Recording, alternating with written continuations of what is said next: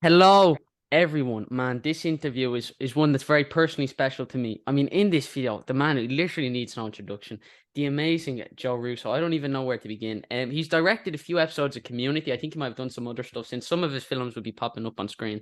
I haven't bothered to watch any of them. But we're also here today to talk Citadel, which premieres on Amazon Prime the 28th of April. Joe, thank you so much for taking the time to chat with me. How you doing today, man? Of course, I gotta tell you, I am very, very happy to be here. I love your interviews. I actually think that you know more about film than most people I've come across in a long time. So I love to hear you talk about movies, and I'm excited to talk about them with you. Joe, that genuinely does mean the word. He said that to me when he first hopped on the meeting. I was like, "Say that on air, will you?" Because I need people to hear. I need to have a recording of that. I'm just gonna clip it, put it out in my room. Man, I followed your work for so long, and there are so many different things I'd love to talk with you about. I mean, first things first. I was watching Pizza Film School, and I was seeing you talk about you growing up and the French New Wave. That period of film was French film your way into cinema? Because I mean, I talk to so many people, and whether it's Kurosawa, Japanese cinema. But French cinema is one that seemed to have a long-lasting impact. And I know you're also a fan of La Haine and so many great films. Shoot the Piano Player, but was French New Wave your way into cinema? Yeah, I mean, it's interesting. My brother and I were pop culture junkies growing up, which means we watched everything, Yeah, go down the list from like MTV to, Gilligan's Island to The Late Show, monster movies, Godzilla. Like, we go to the arcade and play games, like anything, Dungeons and Dragons. We read Lord of the Rings multiple times. Like, so we would absorb pop culture. And then as we got into our teen years, when we were in high school, a teacher introduced us to international film, and a cinematheque opened up down the street from us that was showing international movies, and we started yeah, to get into international film. And I think the French New Wave is the basis for a lot of today's editorial style, for the more adventurous tone. Uh, um, it created a language yeah. that opened up cinema, and I think that we gravitated towards the postmodernism of it, the way that it was self-aware of what it was doing, because we were genre fanatics, and we loved genre so much that Truffaut would make movies that were both beautiful but commentary at the same time. He would Yeah, also take the totally. piss out of things while he was also giving you an emotional experience, and that seemed to resonate with us, and resonate with our upbringing and our sort of our education in the pop culture space. Yeah, and I think, you look at the French New Wave, I think there was a rebellious nature that people gravitate towards. There was American filmmaking. There wasn't, I mean, there's no rules to filmmaking, and there's still that way. No two films are made the same way, but there was more of a format. I mean, French New Wave came in, and there were all these cuts in weird places, and the way they moved the camera and stuff like that. And I think that's something I almost see in your work. There is a rebellious nature in the way you make films. And I mean, like I watched Cherry for the first time the other day, and I was in awe because it was the first time, the way the aspect ratio stretch out, you took those risks, and it was like I'm really in awe. It's a fantastic film. But I mean, let me ask you, do you think that's where you get your rebellious nature as a filmmaker from? I think so. I mean, we also grew up in Cleveland, Ohio, which was a tough working class city in the state. Yes. It went bankrupt in the late 70s during our youth. It had a higher unemployment rate than the Great Depression during the 70s when we were growing up. So it was a hard luck town. Yeah. And growing up in that city, it also became the butt of jokes. I remember watching late night talk show hosts constantly make fun of the city. So you grew up with a little bit of a chip on your shoulder. There's a Yeah. bit of a punk rock attitude that, well, you're from this place that a lot of people perceive as being not desirable. And it forms your attitude. And I think that's where it started. That's where our rebelliousness started. And, we have a tendency to want to make fun of things as much as we want to celebrate them. Yeah. And to avoid a sort of, any hint of precociousness, which can be difficult. But that's the mission. Is always, you go back and you look at our early work, you look at Collinwood, you look at the show that we did called Lucky for FX, you look at Arrested Development, you look at Community. These are all shows that are absurdist, Yeah. and some to a greater degree than others also embrace emotion. And we always felt like if you could tell an absurd story and then still get someone to feel something, that was the best path through a story. I think that's again why we gravitated towards Truffaut and Godard, because that they were the masters at that. They were the masters at giving you a textured experience that you didn't know whether to take seriously or not. Especially Shoot the Piano Player. I mean, man, that's amazing. And you just brought up a point that I've never realized that. I think that's why I connect with your comedy, because there is that emotional connection. I was talking to, a writer called Jeff Johns last week, and he was telling me about how, when you're writing a story, you should always ask yourself, well, why should I care? And I think it's the same for comedy. There has to be that connection, and I think that's what makes your comedy so great. But I mean, man, yeah, that's an amazing point. But you talk about, growing up. And I mean, filmmaking is always kind of an uphill battle. Do you ever have those days? I mean, you look at what you've done. Like, whenever I tell my family I'm interviewing a director, I'm like, oh yeah, next week I have this German art house director. He's done a few films in Dutch. Maybe you've heard of his work. For the first time, I went to my sister Kate. I was like, yeah, I'm interviewing this guy. She said, oh, who is it? I was like, Joe Russo, and she was like, oh, Joe Russo. She actually knows who Joe Russo is. For the first time, you've got me a bit of street cred in my house. So thank you, Joe. That's amazing, and I'm glad that we could do that for you. I I mean, I mean, think it's interesting because I've told this story before, but you're bringing up lots of really good points. So I just want to bring this up: is that when we first got into the business, we were highly inspired by the French New Wave. Our first movie is utterly ridiculous. It's completely insane. There's some clips in our pizza film school. yeah, pieces. Pieces. The dialogue is nonsensical. The character motivations are insane. It would cut to the script. There were moments of German expressionism in it, and it was just fucking nuts. Yeah, And it was just us being riotous and thumbing our noses at movies, and only someone as I think I don't want to say adventurous, but as experimental as Steven Soderbergh would like a film like that, and he was the only one who did like that film. But he gave us a very clear directive early on in our careers, which was, if you want to continue to tell stories, you're going to have to find a way to do it where they appeal to a much wider audience. Because we'd spent 4 years working on this movie Pieces, and yeah, only Soderbergh responded, no one else, right? We would have had no path into the film business if it weren't for him. yeah. And I think we started to embrace populism. We started to embrace popular storytelling, pop culture storytelling. And that led us on a journey. And I think, that's how we wound up where we are today, and where your sister may have heard of us, is because we work more in a popular story space, a broad story space where we're trying to pull people in under the Yeah. test, trying to be inclusive and get as many people into the conversation as possible. Where we felt like earlier in our careers we were being exclusive, and we were creating sort of faux intellectual barriers. Hey, you can only watch this if you really love absurdism Yeah, I get you. and I you have a understand. college Yeah. degree, and like it was full of itself. And he pointed that out to us in a really interesting way, and it just led us on a different trajectory in our career.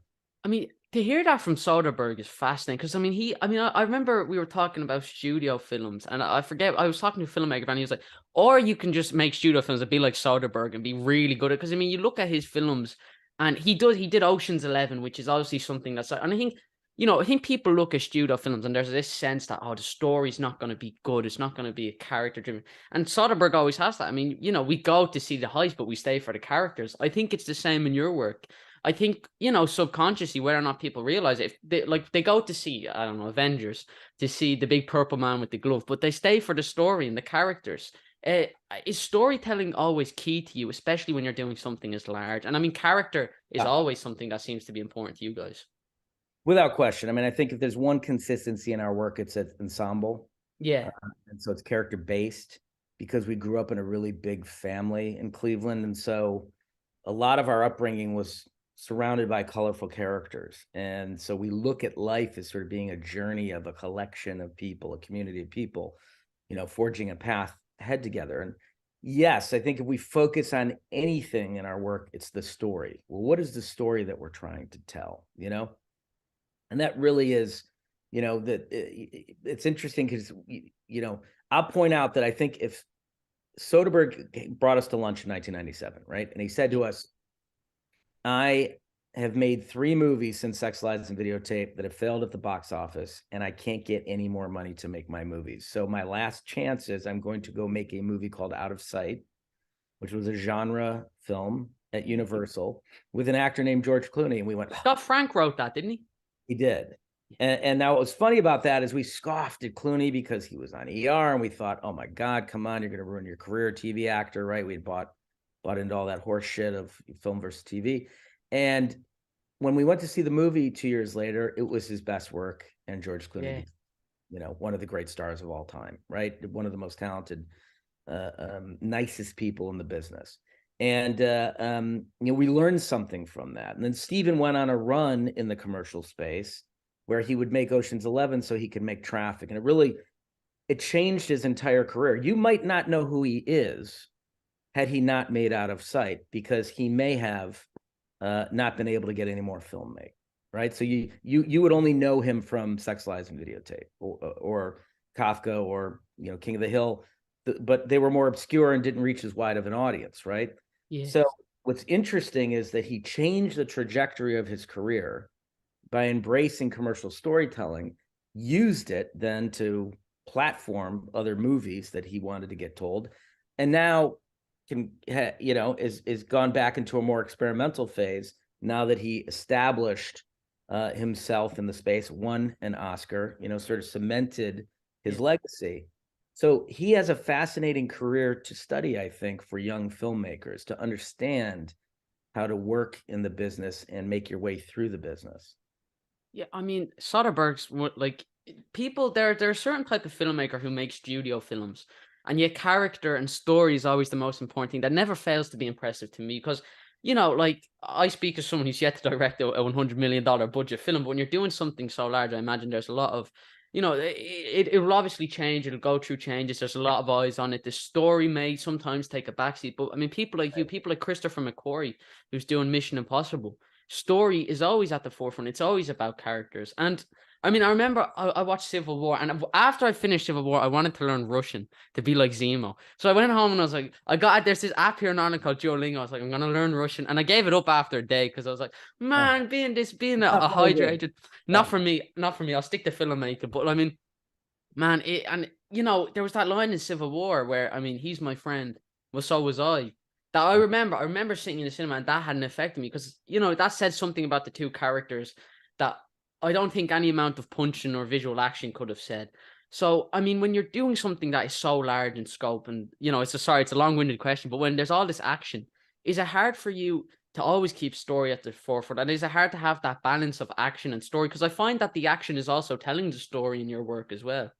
There's a level of discipline required to make sure that as you craft the action sequences, that it is an expression of character, or it is moving the story forward in some way. Now, we're very fortunate, and we told Marvel this when we were taking meetings early on Civil War. On Winter Soldier, we're like, you have essential mythology here. You have brother versus brother, and that already creates an emotional connection between the audience, and the material creates an emotional connection between the hero and the villain.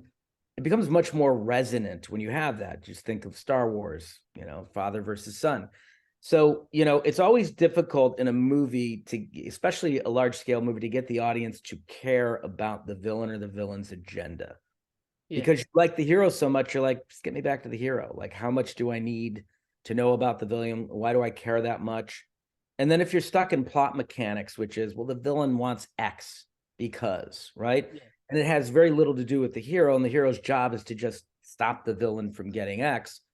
It can get superficial, and then you're not feeling it as you're moving through the story. So we were fortunate in both Winter Soldier and Civil War that we had this connection. We had an emotional connection for the hero to the events of the story, and the villain was either his brother in one movie or someone manipulating his brother in another movie, right? And then ultimately fighting against his other brother at the end of Civil War, right? So basically, it's a family unit that's being explored and put into conflict with each other, rather than strangers, which I always find is a tougher way to tell a story. Yeah. I mean, Yeah, that's a really great point. I love how you can associate it back to family because I mean, if you watch Pizza Film School, you talk about growing up with your large family, and I think that obviously plays a part in it.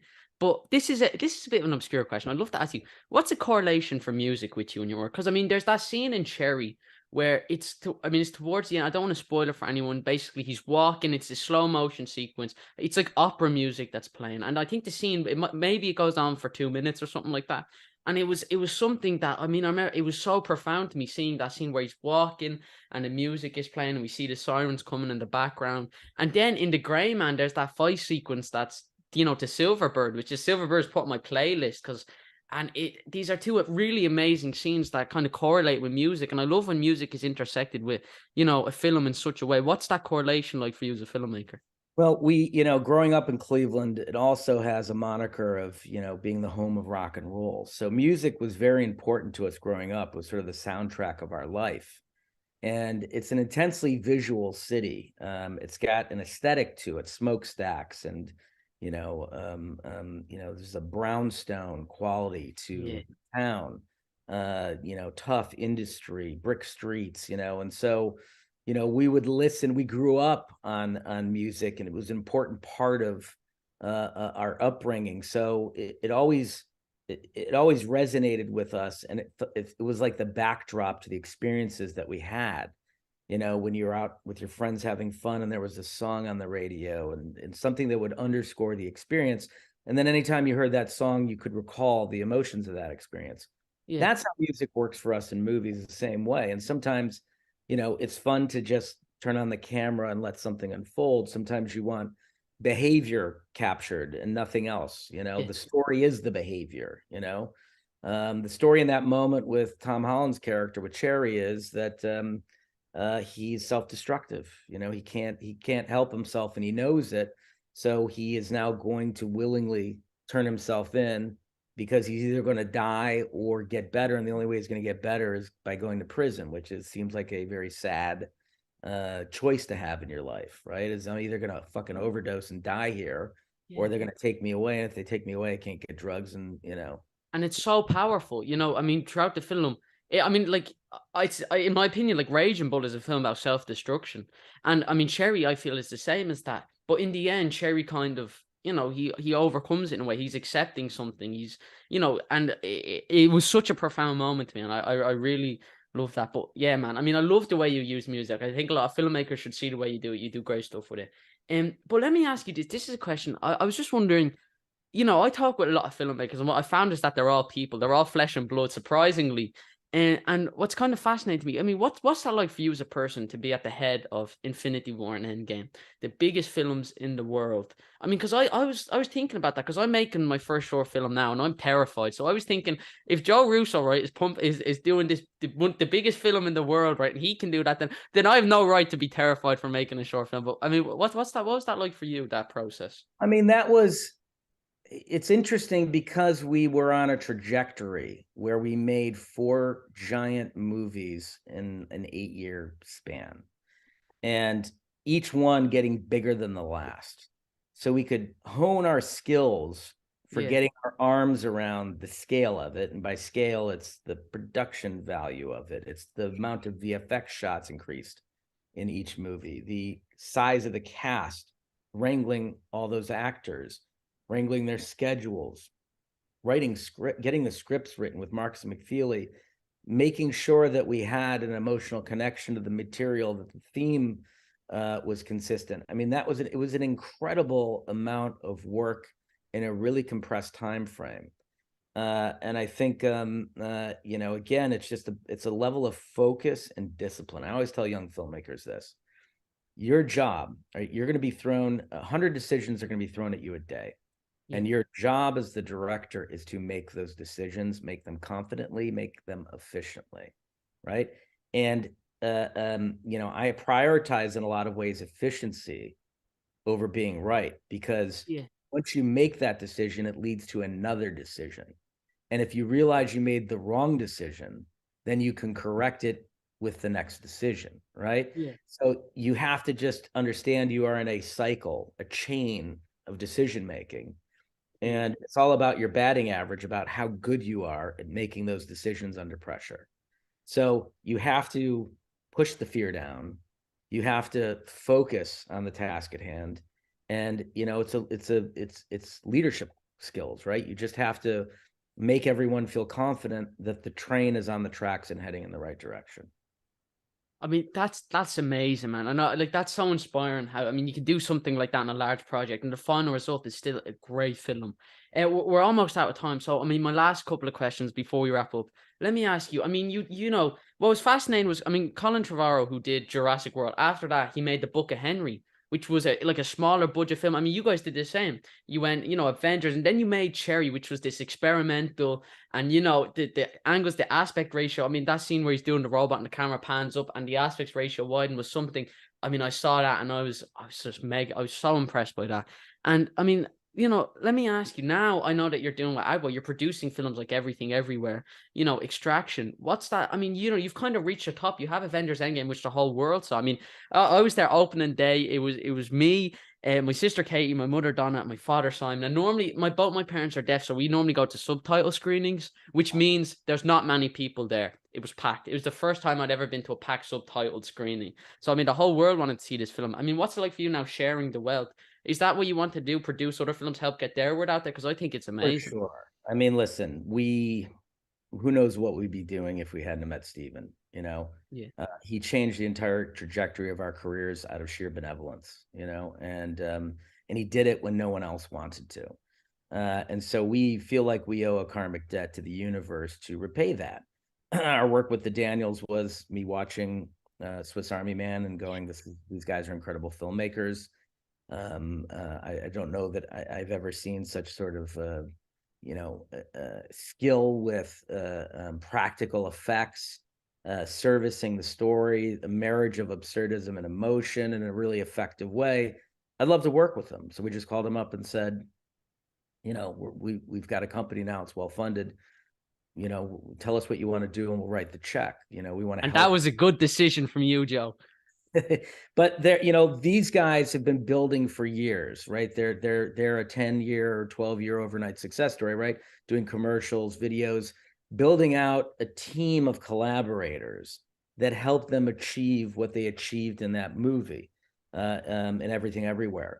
It would have been impossible to pull that movie in at the budget that they did without their team of collaborators. So they put in the work and they put in the time to be ready for an opportunity like that. And I think that's important that young filmmakers have to understand, is that this is not a 1-year journey. It's not a 5-year journey. It's a lifetime journey, and it will take every drop of blood in your body to succeed at it. You just have to be committed to it and push your way through it. And I know we have only a few questions left, but I wanted to invite you. I'm going to be working in LA in September. I want to invite you to come to set and visit with us and hang out and shadow us for a few days. So we'll get in touch with you after this, but I want you to come experience it. If you're going to be making your own movie, I want you to see the set, ask us questions real time, look at how our crew interacts, look at how we interact with the crew, the actors, etc. I just think it'll be very valuable to you. My God, are you joking me? No, I'm not joking. And I think really, I think you have like a true understanding of movies, and I think you have a really compelling voice. And again, like, it's our job to try to help people succeed, to try to hold the door open in the business. So come hang out with us and let us, ask us questions and absorb everything that you can before you go off and make your movie. You're kidding, man. Really? No, come on. We'll get in touch with you after, and we'll get you out there. Yes. Yes. Oh my God, man. Yeah, And then we'll do a longer interview at that time, because I'd love to sit and talk with you for 2 hours about film. dude, are you kidding me? Thank you so much. That's I'd unreal. love to hear Thank what you. you have to say about it. So, Yeah. I'm sorry, time is limited now. Oh I'm my God, are you here at the joking? Sands International Film Festival, and I've got panels that Are I you have to kidding go me? to all No, day. that's not a problem. Yeah, of Yeah, thank you, man. Oh my God. Yeah, thank you so much. That's so, course. okay. Yeah, Thank man. Thank you, Thanks for the thoughtful interview. dude. Thank you for reaching out. Yeah, it's just such a pleasure chatting you, man. I mean, thank you so much. Before we finish up, is there any projects you can promote or talk about? Anything people should go check out? I mean, we have Citadel coming out. I think it's April 28th on Amazon Prime. And then we have Extraction 2, which I think Sam Hargrave absolutely crushed. I would argue it's probably better than Extraction 1. It's certainly more emotional.